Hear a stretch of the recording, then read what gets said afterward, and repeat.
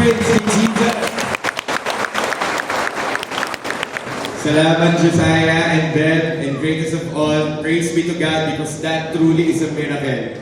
May gallstones, biglang nagwala yung stones, dapat aalisin po yung gallbladder, hindi inalis yung gallbladder. Sabihin mo sa katabi mo, may miracle ka tonight kay Lord. May miracle ka tonight kay Lord. Praise be to God. Ang title po na isi-share ko sa inyo sa ating po new A-Group series for tonight ay pinamagatan po natin, Arise, Shine. And for tonight's 10 Connect, we will be discussing the part 1 of our series, subtitle which is From Guilt to Glory. Amen. Ang sabi po ng Hebrews 4:16 ay ito, let us come boldly to the throne of our gracious God. There, we will receive His mercy, and we will find grace to help us when we need it most. This is my prayer, that the Lord will touch you, ano man ang iyong need, sa pamamagitan ng word na ito, at ang word na to ay maging buhay na buhay sa iyo. Look at Pastor Paolo. Patapos na ang quarter 1 ng 2025. And the Lord is bringing you into a state na ikaw ay wala sa guilt at shame. We have a problem. Ang daming malapit sa akin at sinasabi, Pastor Paolo, my biggest problem is this. Ang hirap lumapit sa Diyos. Nahihirapan ako lumapit, Pastor Paolo, sa Diyos. I will come to God into His presence, but I will always feel I am not good enough for God to hear me. Ano daw? I am not good enough for God to hear me. And most of us, meron tayong ganong mga karanasan. Kaya ang nagiging problema, hindi tayo nakakalapit sa Diyos. Bakit nga ba nahihirapan tayong lumapit sa Diyos? Yung mga edad natin, yung 23 years old to 40 years old and beyond. It is because the guilt and the shame. Ang guilt at ang shame, ang nagahat lang sa atin para makalapit sa Diyos.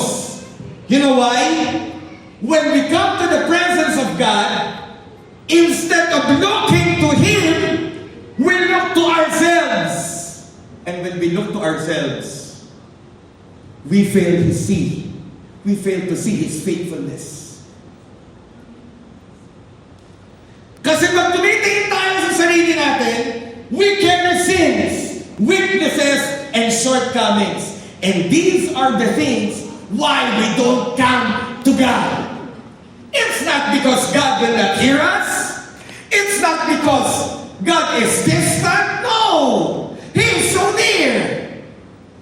It's not because, naku, hindi ako papakinggan ng Panginoon kasi siguro busy siya. Hindi. Kaya nahihirapan tayong lumapit sa Diyos is because the sins and weaknesses and shortcomings na daladala natin. But the Bible says in Hebrews 4:16, let us come boldly. Tingin po kayo kay Pastor Paolo. Pag sinabi ng Diyos, come boldly, we come to Him with faith, even though we have sins, even though we have shortcomings, even though we have weaknesses, God is telling, don't look at your sin. Don't look at your weakness. Don't look at your shortcoming. Look at me. I died for you on the cross. I paid your sins.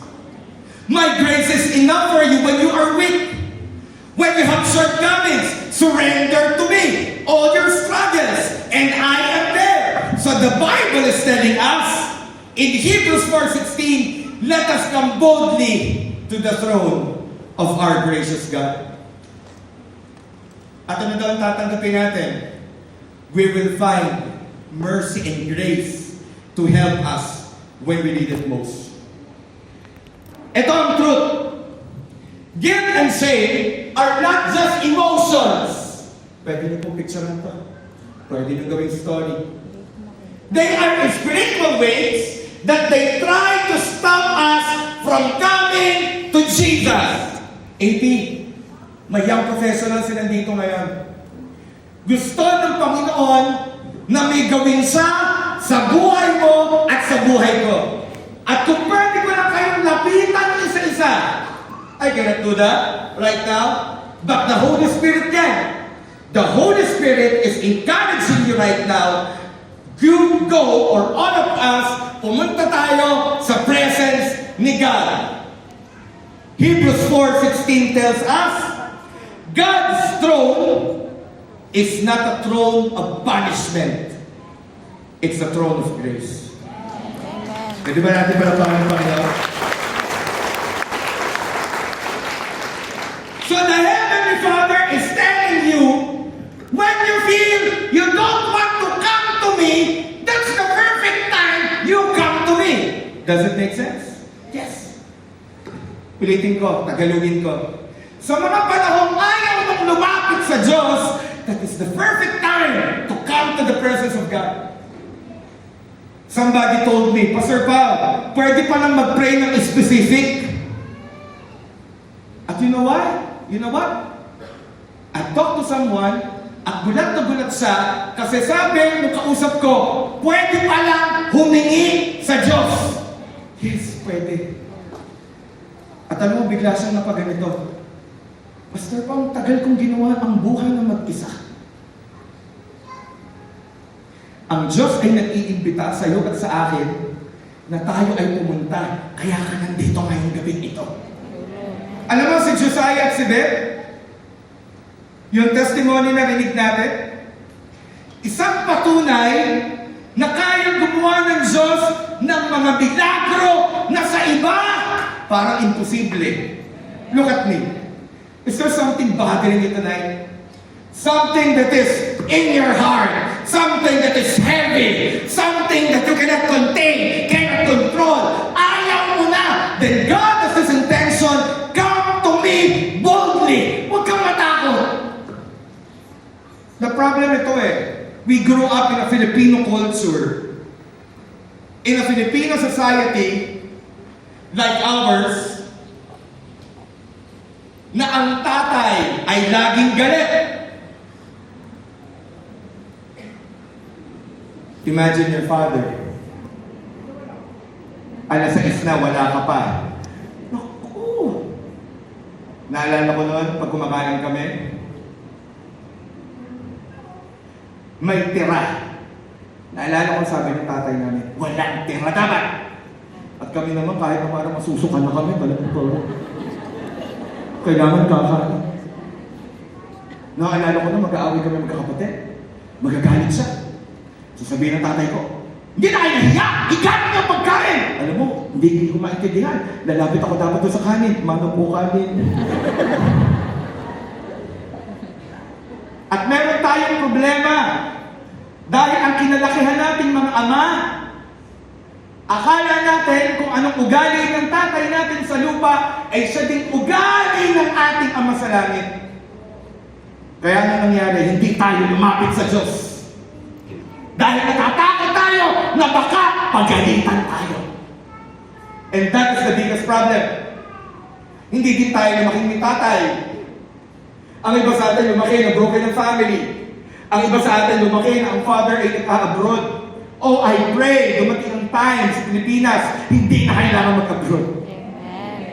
Oh, I pray, dumating yung time, yung father natin, hindi na fatherless nation. O yung ating bansa, hindi na maging fatherless nation. Sabihin mo sa katabi mo, God is inviting you. God is inviting you. Lumapit ka sa Kanya. Lumapit ka sa Kanya. How to overcome guilt and shame in Christ again? Kasi kapag meron kang guilt and shame, you will not go to God. You will say, hindi naman ako mapakinggan ng Diyos. Sasama ako ito. Naalala ko, may ini-invite ako sa church. Kapatid, attend ka! Alam mo, sabi sa akin, hindi pa ako pa, pastor, hindi para sa akin yan Sigurado ka, nakuloko ko, i-invite mo ako sa church. Hindi para sa akin yan!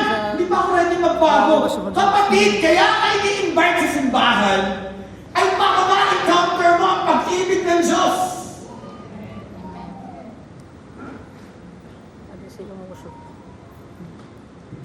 Number 1, recognize God is not pushing you away, but calling you close.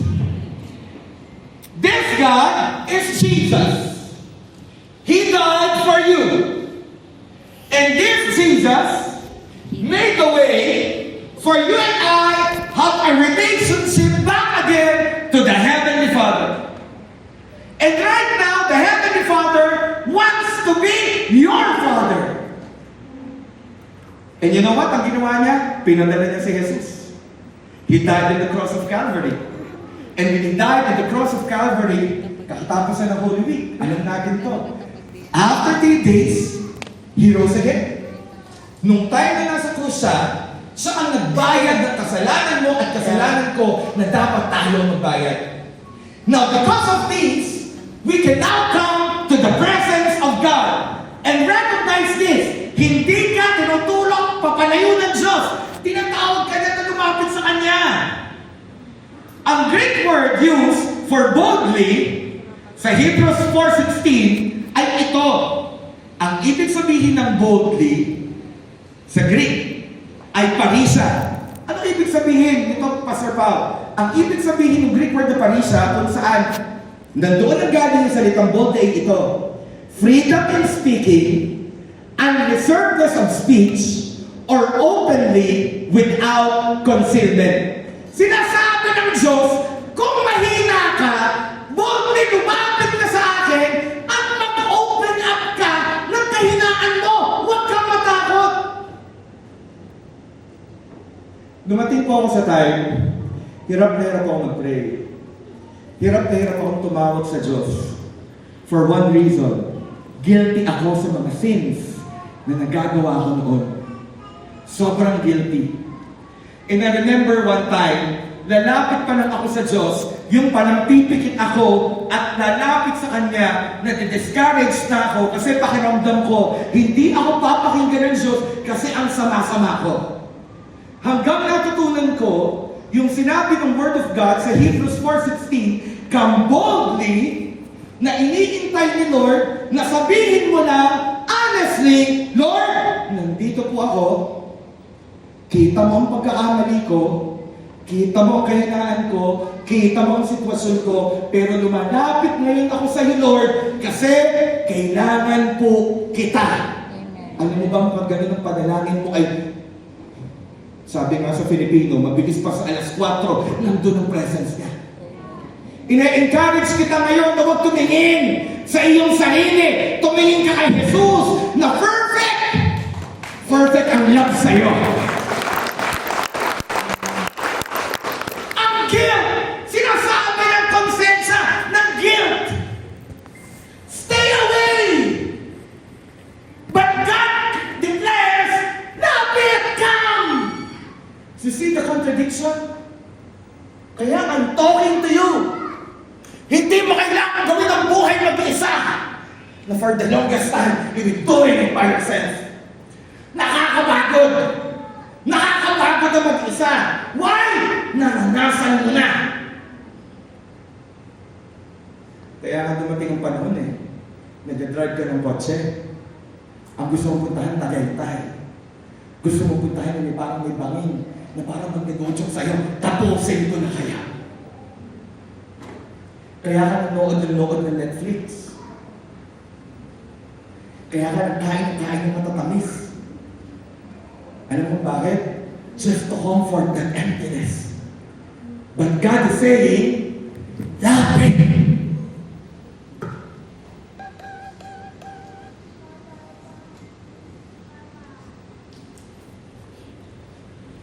God's throne is not a throne of condemnation. God's throne is a throne of grace. At ano ang grace? Ito ang grace. Ang grace ay mabuting bagay na hindi mo deserve. Uulitin ko. Mabuting bagay na hindi mo deserve, hindi mo pero tinanggap mo. Yun ang grace.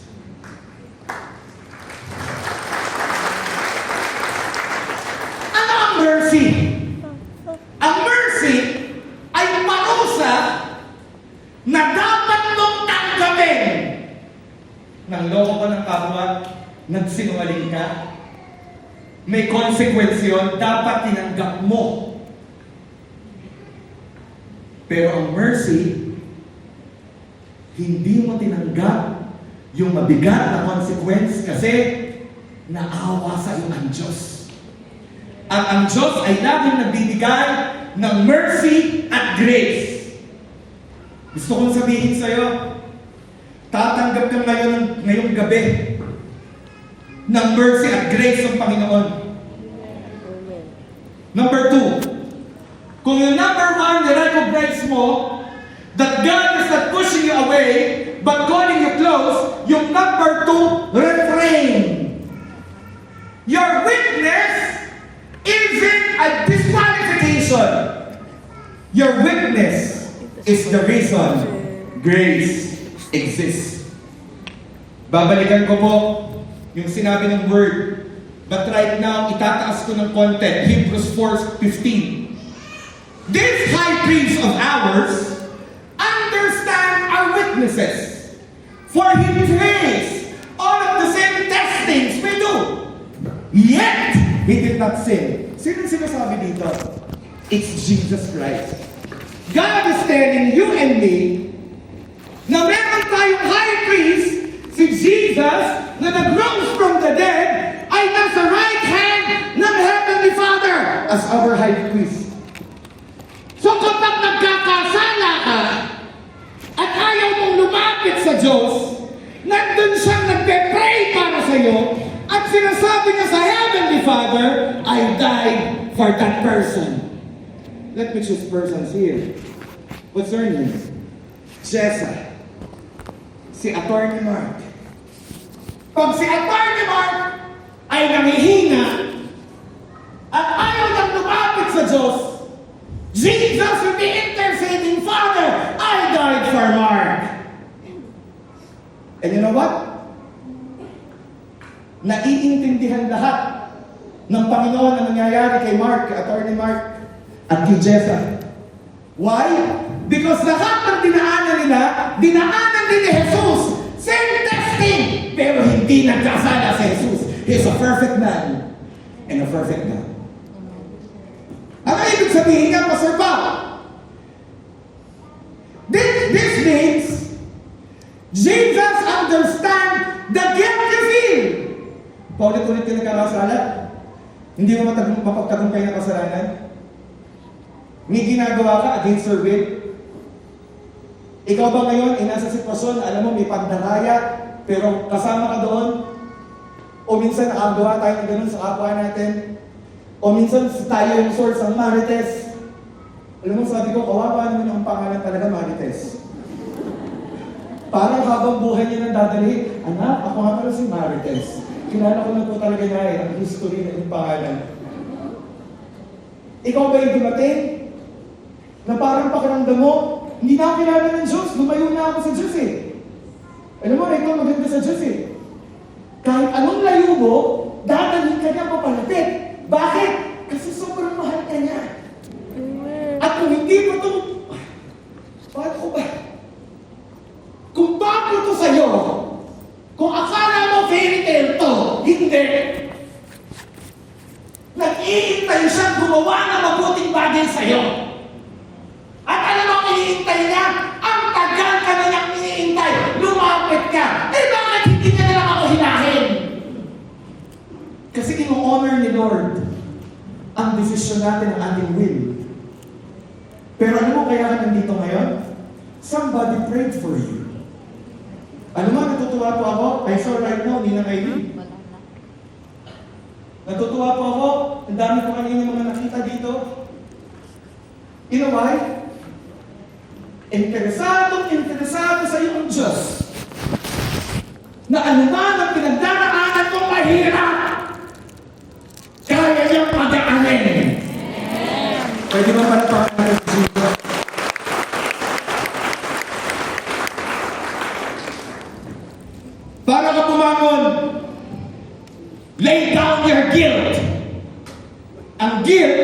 ay hindi sa Diyos. Ang guilt ay kay Satan. And Satan will tell you, lulupit sa Diyos, ikabarkada kita. Lulupit daw sa Diyos, kasama kaya kita. Lalapit sa Diyos. Binabastab mo nga yung office mate mo eh.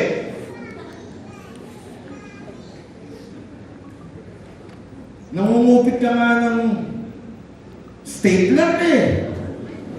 Babalikin na bukasan. Sabihin mo sa katabi mo, graduate na tayo sa pagkuha ng common bond sa office para sa project ng kapatid. Palapakan natin sa Jesus. Bitawan mo na yung guilt at i-embrace mo yung mercy. Ano kaya ang mangyayari kung malaman mo ngayon hindi ka mag-isa sa buhay mo? Yung mga ako'y natutuwa kay Engineer Jason sinama yung mga taga-bro. Pwede ba natin parapakan ng Diyos sa buhay ng mga taga-bro? Sa Advent Connect, lagi kayo nandito ha, para di kayo makaatay. Natutuwa ako dun sa mga nag-invite ng kaopisina, nag-invite ng pinsan, nag-invite ng kasama sa gym, kaklase ng bata. Alam mo kung bakit? Kasi eto yung panahon at darating ang time. Napakalapit na nun. Lahat o madaming yung professionals dito sa Batangas ay lalapit sa Diyos yung hindi alam kung saan pupunta. Sira ang pamilya, ang pag-asa lang si Jesus. Baon sa utang, utang ng utang, ang pag-asa lang si Jesus. Suicidal into a wrong relationship, infidelity, unfaithfulness sa asawa. Tanging sagot lang ay si Jesus. At alam niyo po, time will come bago matapos ang Q2. Bababa tayo dun sa main worship hall kasi hindi na tayo kasya dito sa 8th floor. At ang daming young professional. We're praying for the S-Kings. We're praying for the people in government, people in the corporation. Alam niyo po ba, sa biyaya ng Diyos, we have our chairman in AP Santo Tomas. Sarah, where are you?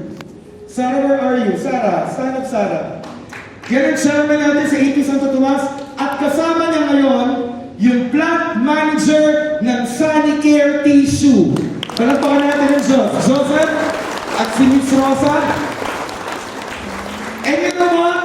For the glory of God, they started right now a Bible study in Sanicare, and we are praying.